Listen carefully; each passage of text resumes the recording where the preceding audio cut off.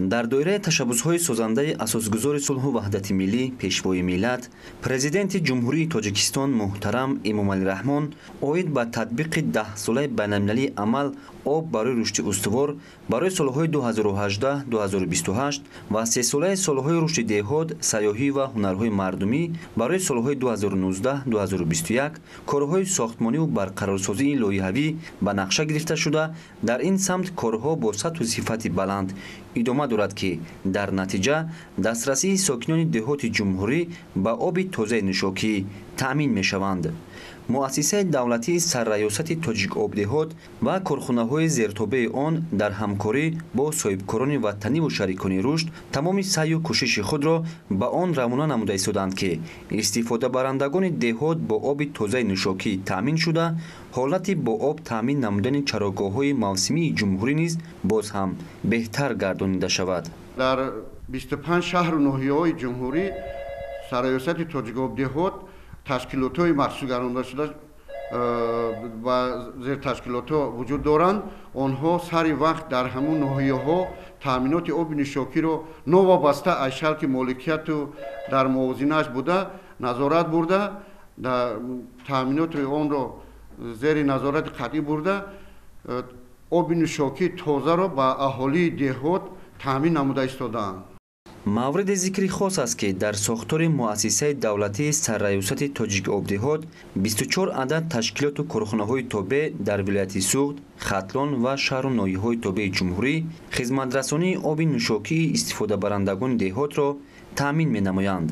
мувофиқи маълумоти дастрас гардида, ҳаҷми оби додашудаи корхонаҳои тобеъ нисбат ба соли 2020 зиёд гуфта мешавад.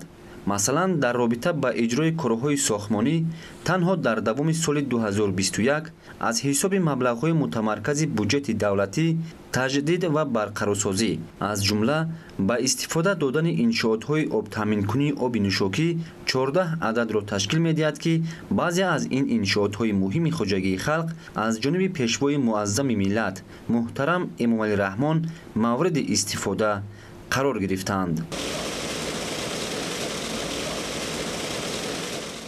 дар доираи ҳамкориҳо аз тарафи ташкилотҳои байналмилалӣ дар ноҳияи рӯдакии сохтмони 2 адад чойи амудӣ, 1 адад обанбор ба ҳаҷми 200 метри кубӣ, хатҳои оби нӯшокӣ ба масофаи 25 километр ва дастрас намудани 700 адад қоттиҳои тақсимоти бо обчинкунакҳо мавриди истифодабарӣ қарор дода шудааст ки дар натиҷаи амалӣ гардидани иншооти мазкур истифодабарандагони деҳаҳои Олисомон, Иқбол-1, Шараф 33 ва деҳаи кишоварзи ҷамоати деҳоти Зайнабободи ноҳияи рӯдакӣ ба оби тозаи нӯшокӣ дастрасӣ пайдо намуданд.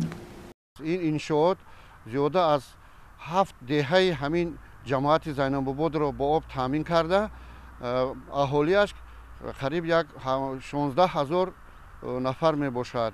иншооти мазкур пурра ҳозир фаъолият карда истодааст. халқ бо оби тозаи ошомаданӣ бо ҳамчунон обченкунакҳо дар тамоми маҳаллаҳо насб карда шудааст, пурра истифода бурда истодаанд. оби нӯшокӣ яке аз сарчашмаҳои асосии ҳастии ҳаёт ва саломатии инсон ба ҳисоб меравад. дар шароити тағйирёбии иқлим ки масъалаи ҳифзи манбаъҳо ва захираҳои оби тозаи ошомиданӣ ба яке аз мушкилотҳои асосии мардуми сайёра табдил ёфтааст, Тоҷикистон дар ин самт ҳамчун кишвари ташаббускор ва пешсаф дар арсаи ҷаҳон эътироф гардидааст. иброҳим Неъмат, Баҳрдени Бобокалон, Хабар.